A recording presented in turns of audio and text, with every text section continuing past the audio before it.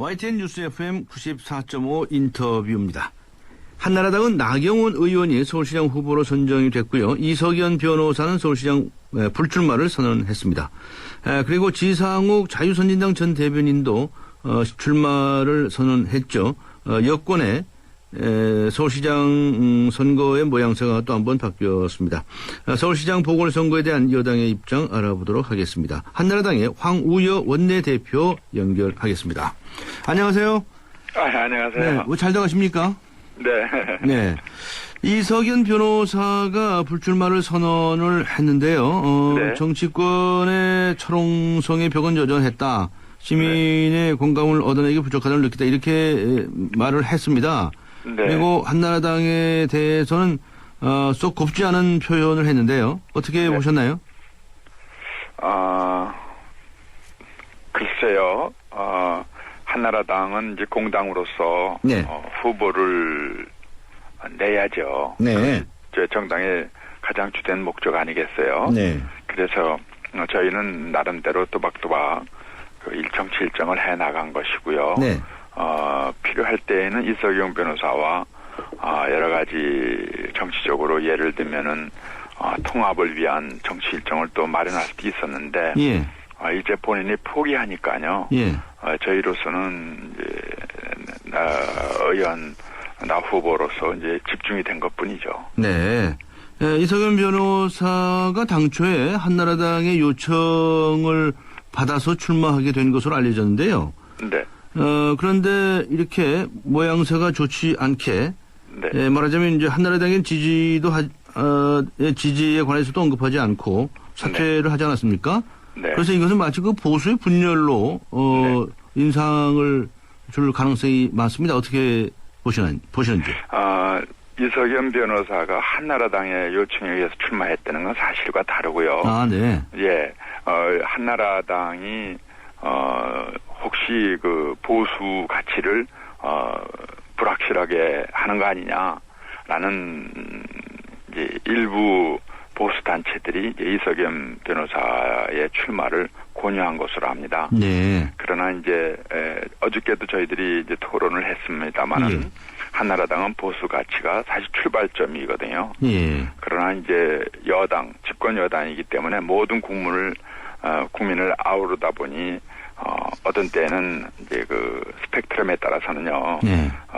시각의 차이를 보일 수가 있죠. 예. 그래서 이것이 좀 너무 좌쪽으로 간 거 아니냐, 또 너무 우쪽으로 간 거 아니냐 이런 논쟁이 있을 수 있지만 네. 집권 여당은 모든 국민을 아우른다는 점에서 좌우를 따질 것이 아니라 현안과 민생을 따지는 것이거든요. 네. 그 점에서 널리 이해 보고서로 넓히면서요. 네. 그러나 보수 가치를 지킬 정당은 역시 한나라당이죠. 네. 어제 있었던 그 소위 네. 끝장 토론으로 알려진 네. 그분에 대해서 언급을 하셨으니까요. 그 문제 좀 네. 여쭤보면 네. 어제 끝장 토론에서는 어떤 얘기들이 주로 오고 갔습니까? 방금 말씀하신 것처럼 네네네. 그동안에 좀 이 한나라당하고 그런 보수적인 시민 단체들하고 좀 간격이 있었습니까? 그런 게 좀 드러났나요? 네, 여러 가지 간극에 대한 것을 네. 다 노정을 하면서요. 네. 이제 입장 차이를 확인한 후에는 네. 그러나 이제 저희들로서는 또 어떻게 보면은 출발점이자 고향인 우리 보수 진영들의 모든 입장에 대해서는 우리는 깊이 동감을 하죠. 네. 그러나 아까 말씀드린 대로요. 국가 정책에 대한 것이 폭이 넓지 않습니까? 특히 네. 저희들은 친서민 중산층 보호 정책을 강력히 쓰고 있어야 되거든요. 네. 그렇군. 네. 네, 죄송합니다. 네. 네. 일이 많으신가 봐요. 목이 좀 잠기시고 있어요. 네.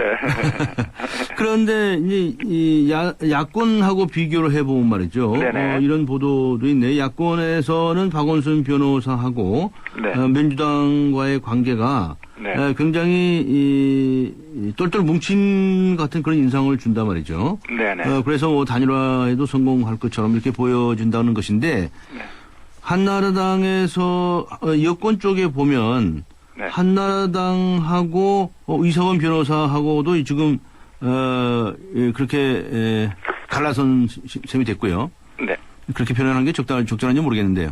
그 다음에 이 어제 만나셨다는 그 보수 단체들하고도 또 간격이 있고 네. 이렇게 해서 오림부중 아니냐 말이죠. 이렇게 평가들을 하고 있는 것 같은데 어떻게 보십니까? 이른바 그 단일화 쇼라고 언론에서 표현하는 네. 그런 진행 과정이 이제 흥미롭긴 하지만요. 예. 문제는 어떤 정책으로 이번 서울시장 시장 선거는 철저하게 정책 선거가 돼야 된다고 생각하거든요. 네. 그렇기 때문에 정책을 중심으로 해서 평가하시면 되고요. 한나라당은 사실 가장 오래된 정당이요, 가장 거대 정당이거든요. 네. 그러니까 당내에서의 결정을 정치인은 검증을 받아야 됩니다. 네. 그렇지만 한나라당은 그러한 그 검증의 그 경험과 도가 철저하다는 것을 전제로 할 때에는 우리 나경원 후보가 아마 더 이상 여권에서는 낼 후보로 비교할 수가 없기 때문에 네. 이제 자연스러운 단일화가 이미 되어 있는 것이죠. 네. 그렇게 봐주셨으면 합니다. 알겠습니다. 그런데 하여튼 이 야권에 비해서 네. 범야권에 비해서 네. 여권은 상당히 합의점을 찾아가지 못하는 것 같은 인상을 주고 있는데 네. 그것은 한나라당이 책임이 없고 무능한 겁니까? 아니면 배가 부른 겁니까? 왜 그 범여권을 이렇게 아우르지를 못하고 있는 겁니까? 우리 저희 한나라당은 스펙트럼이 워낙 넓습니다. 워낙에 높습니까? 네, 넓어가지고 어디 보기에 따라서는 다양성과 또 보면은 딱 하나로 단일화되지 못하는 그러한 인상을 줄 수도 있지만요. 네. 그런 다양한 스펙트럼을 통해서 많은 층을 포용하고 네. 또 많은 욕구와 또 많은 기대를 부응해 나갈 수 있는 자세가 돼 있기 때문에 네. 유연하고 또 어찌 보면은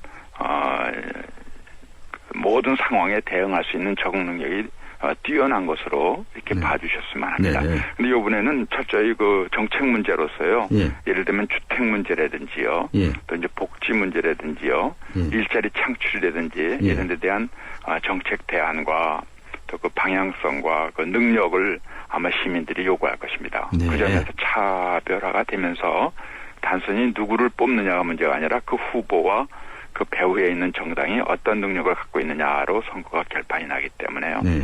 너무 그 점에 대해서는 걱정 안 하셔도 저희들이 준비를 잘 하겠습니다. 네. 그런데 한나라당에서는 또 이제 박근혜 전 대표의 지원 네네. 문제가 있습니다. 네. 그러니까 지금 다시 한번 말씀드리지만 밖에서 보기에는 네. 상당히 여러 갈래가 지금 갈래로 나눠져 있는 모습이 있기 때문에 네. 과연 이제 통합된 선거가 될 수 있겠느냐 이런 이제 걱정하시는 분들이 있죠. 네네. 그 황운희 네, 대표님 같으신 분은 아주 그 포용력이 있으시니까 다 포용해갖고 하실 것 같은데. 그런데 이 박근혜 전 대표가 과연 이제 지원하느냐가 이게 또 그래서 초미의 관심이 되지 않습니까? 네네. 네, 어떻게 보시나요? 어떻게 지원한다고? 저희는 예. 네. 그 박 대표께서 아마 적절한 시기에 네. 강력한 지원이 있으리라고 봅니다. 아, 네. 근데 그 전에 박 대표께서 일할 수 있는 네. 상황을 이제 만들어야 되는데 예를 들면은 이제 복지 정책에 대해서도 혼란 중에 네. 박 대표께서 선거 정책 아까 말씀드렸지만 정책 선거가 되어야 되니까요. 예. 그 문제에 대해서도 당에서는 이제 그 복지 TF 팀이 이제 곧 결론을 내리거든요. 아, 네. 그럼 의총을 통해서 상황 정리를 하면은 박 대표께서 어떤 정책 선거에 임할 때에 어떤 정지 작업이 끝나는 것이죠. 네. 그리고 또 이제 사회복지에 대한 기본법을 네. 박 대표께서 준비하신 게 있어요. 예. 현재 여야 합의가 안 되는 바람에 오랫동안 장기 정치가 돼 있는데 이 부분도 여야가 그 기본법을 만들므로써 또 거기서도 이제 복지 논쟁에 대해서는 정책이 정리가 되면 훨씬 편하실 거예요. 네. 그 외에도 이제 주택 문제라든지 아까 말씀드린 대로 일자리 문제라든지 이런 거에 대한 당의 입장이 정리가 되면은 네. 이제 그런 부분에 대해서 분명한 정책 선거에서의 입장 정리가 당이 되니까요. 네. 이런 것이 중요합니다. 네. 그런 정책적인 문제에 관해서 합의를 이룬다고 하면 한나라당은요 지금 후보 문제에 걸려 있는 것이 아니라 예. 성큼 예. 정책 문제에 지금 신경을 쓰면서 네. 준비하고 있는 것입니다. 네. 그래서 그 정책 문제에 대해서 당내 합의가 이루어지면 네네. 자연스럽게 박근혜 대표도 참여할 수 있게 될 것이다. 이런 말씀이시군요.